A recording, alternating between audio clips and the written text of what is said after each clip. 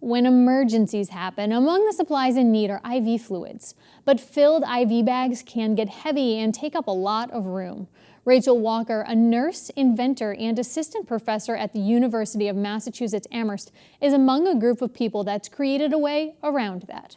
Walker and a research team have created a prototype device held in a backpack that filters water, which can then be added to the bags containing the makings of IV solutions. She sat down with me to talk about it. We're in the process of creating this backpack, and the inspiration came from text messages I was receiving from some of our colleagues and nurses down in Puerto Rico right after the hurricanes hit. And what were you hearing from them? Well, they were telling me that some of the work that we were doing, we might need to postpone because they were running out of water and they had no access to electricity.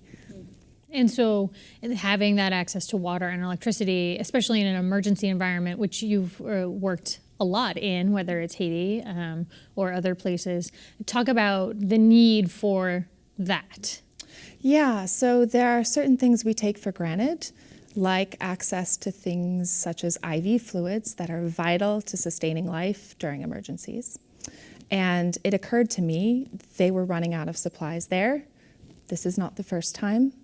We have the capacity at UMass to build things to address problems like this, and why couldn't we create a machine to solve the problem? So we'll talk about the machine in a minute, but help folks understand now how in these emergency situations, after a natural disaster or something else has happened, how supplies get there, how they're transported, and things of that nature. Sure. Well, after any kind of massive natural or humanitarian disaster, it can be chaos.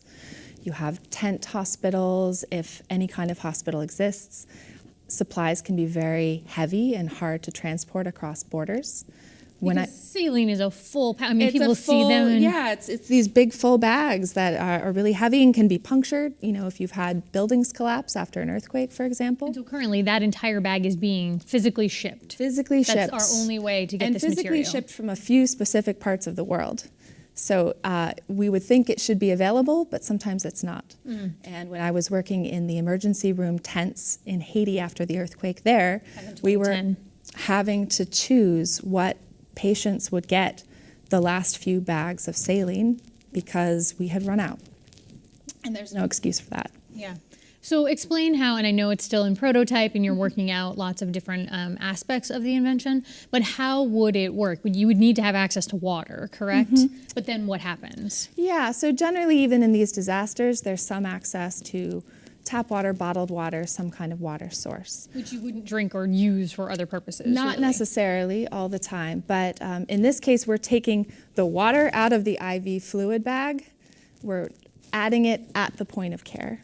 So we have fluid bags that already have the salts and things that are necessary to deliver to the patient, and we're creating a filtration system that would take the water we can access at the site, filter it, purify it to where we can put it in a person, add it to the bag with the salts, and now you have the IV solution you need to deliver to the patient. So that's a lot lighter to transport, a lot easier to transport.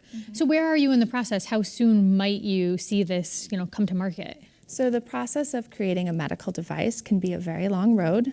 Right now we are at the beginning stages, but the most important takeaway for us is that we should be thinking about how to build devices that serve the needs of areas without as much access to resources that have had these problems for a long time. And because of thinking like that, you've been named an invention ambassador. And I'm going to look at my notes because it's the American Association for the Advancement of Science, AAAS is the way it's usually talked about, and the Lemelson Foundation that noted this work for you. And it's a relatively new thing to be an invention ambassador. I looked it up, it's about 4 years old. But so what does being tapped with this honor, mean for you as a registered nurse? This means so much to me for nursing because nurses have been building devices, technologies, models of care for decades and decades that save lives. But nurses are not always recognized as inventors and for these contributions. Why do you think that is?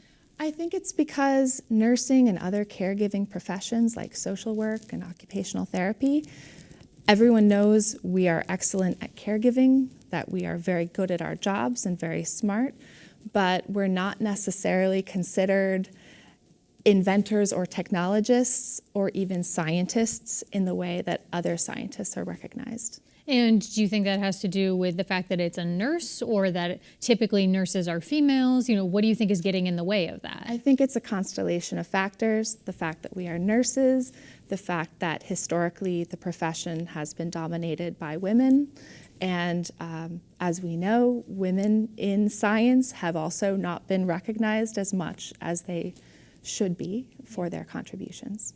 So with your work at UMass, this when you're developing whether it's the filtration bag system or some other things that you've been able to work on at UMass, it occurred to me that collaboration is a really big part of that. Can you talk about the need? Do you think there's a need for collaboration in order to bring more of these types of devices to the market? Absolutely. I mean, one of the things nurses are best at is teamwork and team science. We're extremely collaborative and we try to be inclusive, thinking of patients and communities we're providing devices to as essential leaders in the process of design. So I was curious to read about a pair of glasses that have been developed at UMass, and they're a technology that was being used, but it didn't really have an application, a place to go, right? Can you talk about your role in that particular invention? Yeah, part of what nurses bring, because we're at the front lines of almost every area of health care delivery, both in hospitals and in the community, is we know the problems that need a solution. And we have a lot of technologies now out in the world that are technologies in search of a problem. So part of what we do is translate to other types of scientists. Here are the problems. Here are things that you are building could address these problems. And so how will the glasses be used, do you think? So the glasses are one way to measure the impacts of a symptom, fatigue, which is often invisible.